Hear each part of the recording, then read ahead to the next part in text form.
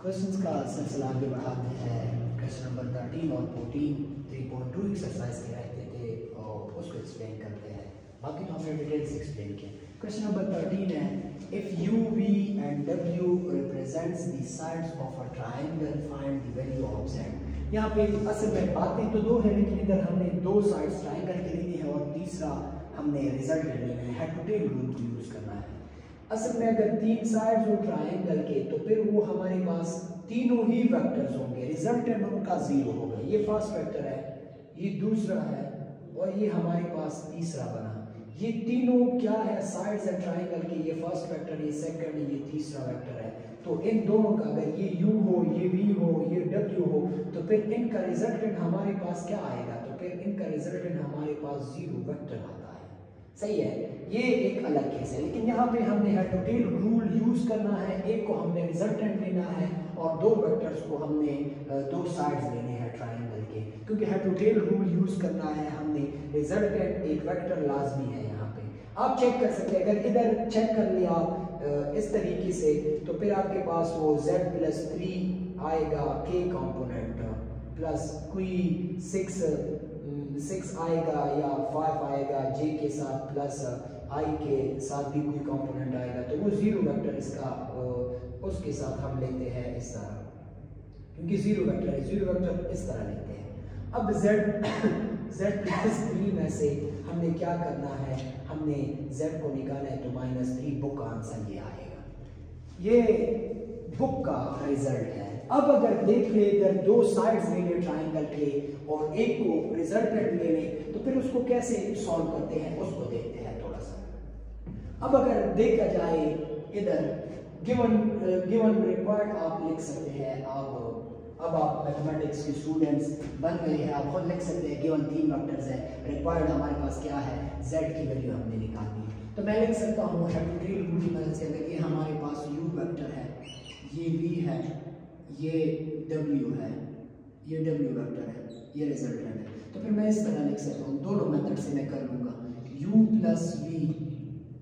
तो u की w vector जो है वो क्या है, i cap plus 6j cap plus z k cap is equal to u है 2i cap plus 3j cap plus 4k cap, i plus 6j plus z k 2 plus 3 plus 4k।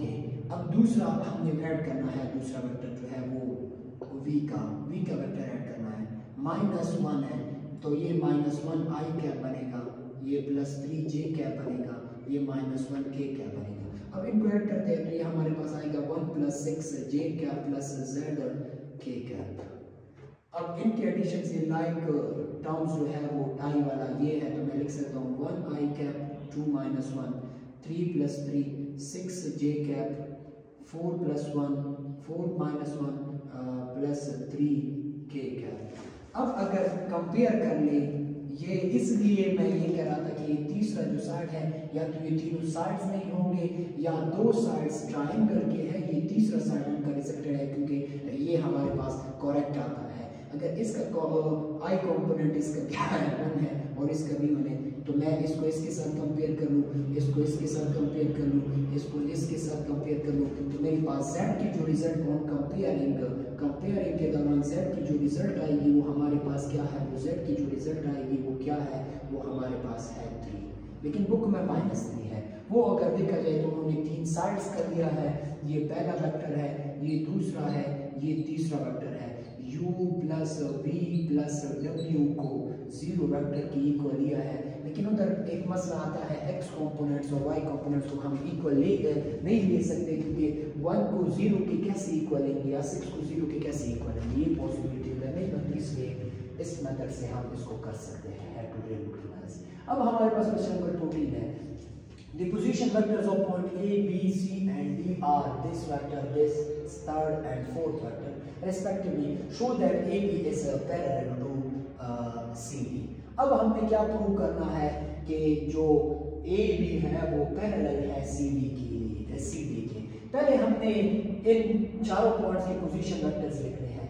ये हमारे पास पहला position vector है OA, वो क्या है हमारे पास respectively का मतलब क्या है कि ये पॉइंट 1 का पोजीशन वेक्टर है, ये दूसरे पॉइंट का, ये तीसरे का, वो चौथे पॉइंट का। तो मैं लिख सकता हूँ 2i cap minus j cap plus k cap. और दूसरा है OB हमारे पास 3i cap plus j cap plus 0k cap. और तीसरा है OC हमारे पास, वो कौन सा है 2i cap plus 4j cap minus 2k cap. और चौथा जो है OD वेक्टर है वो minus 1i cap minus 2j cap plus k cap. ये चारों वेक्टर्स है पोजीशन वेक्टर। अब हमने क्या करना है, फाइंड करना है AB को CD के पैरेलल। AB ये पॉइंट है, B ये है, तो AB हमारे पास अब आप समझ गए हैं, फिगर को ड्रॉ किए बगैर आप AB बता सकते हैं। क्या करेंगे AB, या मैं ड्रॉ कर दूँ एक के लिए दूसरे के लिए, आप खुद सोच ले। ये A पॉइंट है, ये B है, ये इसका पोजीशन वेक्टर से वेक्टर है, ये इसका 0 ओरिजिन से पोजीशन वेक्टर है। तो कैसे लिखेंगे इसका इफेक्ट, इन दोनों के कंबाइंड इफेक्ट के इक्वल है। तो मैं लिख सकता हूँ OB is equal to OA plus AB। AB पे क्या आएगा OB माइनस OA, तो मैं डायरेक्ट लिख सकता हूँ OB माइनस OA। अब AB को कैसे फाइंड करेंगे, वेक्टर्स को इधर पुट कर लें या मैं डायरेक्ट फाइंड करता हूँ। 3 माइनस 2 1i कैप 1 माइनस है, ये माइनस करना ये प्लस हो जाएगा, तो 2j कैप। अब तीसरा क्या आएगा 0 माइनस 1 माइनस 1k कैप। मैंने क्या किया B के x कंपोनेंट को इससे सब B के x कंपोनेंट से इसको सब्ट्रैक्ट किया। 3 minus 2 1 minus minus plus 1 plus 1 2 0 minus 1 minus 1।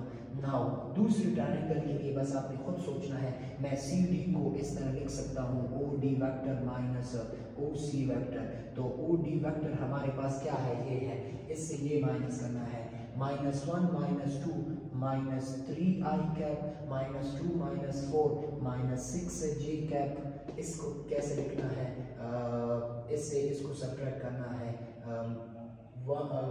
1 minus minus plus 1 ये है और 2 प्लस 2 ये है प्लस 3k कैप। अब अगर इसको देखा जाए, इससे अगर मैं इसको भी देखते हैं, ये प्लस कंपोनेंट है, ये नेगेटिव है, ये नेगेटिव है, तो मैं CD से क्या करता हूँ 3 को कॉमन लेता हूँ, तो क्या बना minus 1i cap minus 1 minus 2j cap plus 1k cap. तो मेरे पास जो रिजल्ट आया CD is equal to 3 into ये मेरे पास क्या है EB वेक्टर है कि नहीं है। अगर इधर देखा जाए माइनस 1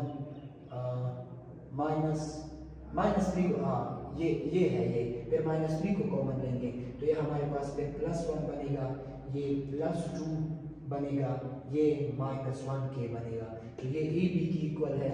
मैं लिख सकता हूँ कि दो वेक्टर, अगर एक I वेक्टर है हमारे पास, एक I वेक्टर है और दूसरा है 2i कैप है, तो ये दो वेक्टर यूनिट वेक्टर सेम है, इसका भी कोएफिशिएंट 1 है, इसका कोएफिशिएंट 2 है, तो मैं कह सकता हूँ कि ये अगर A को रिप्रेजेंट करता है, A वेक्टर को, ये B वेक्टर को रिप्रेजेंट करता है, तो इसकी मैग्नीट्यूड ज़्यादा होगी, स्केलर मल्टीप्लिकेशन हो गया है इसके साथ, A के साथ हमने 2 को मल्टीप्लाइड किया है तो B बना है। तो ये वेक्टर्स आपस में क्या है, पैरेलल तो है, सेम डायरेक्शन में है, सिर्फ मैग्नीट्यूड का फर्क है। तो मैं लिख सकता हूँ कि एक वेक्टर क्या है B के पैरेलल है। अब इधर भी अगर देखा जाए तो AB ये वेक्टर बना है और CD ये वेक्टर बना है, तो CD को स्केलर मल्टीपल ऑफ AB लिख सकते हैं। तो मैं इधर लिख सकता हूँ इस स्टेटमेंट से, ये अगर हमारे पास 1 है, ये हमारे पास 2 बना है, तो मैं लिख सकता हूँ फ्रॉम 2 वी कैन से, हम ये कह सकते हैं दूसरे इक्वेशन से कि CD क्या है, पैरेलल है किसके, AB के। अगर ये दोनों साइड्स आपस में पैरेलल है तो फिर ये A है, ये B है हमारे पास, ये C है, ये D है, तो फिर ये दोनों अगर पैरेलल है तो ये क्या है, पैरेललोग्राम की साइड्स है हमारे पास। ये लेक्चर यहाँ पे खत्म होता है 3.2 का। आगे 3.3 एक्सरसाइज के थ्योरेटिकल कंसेप्ट्स पढ़ेंगे, डॉट प्रोडक्ट से रिलेटेड। आज के लिए इतना ही, अल्लाह हाफ़िज़।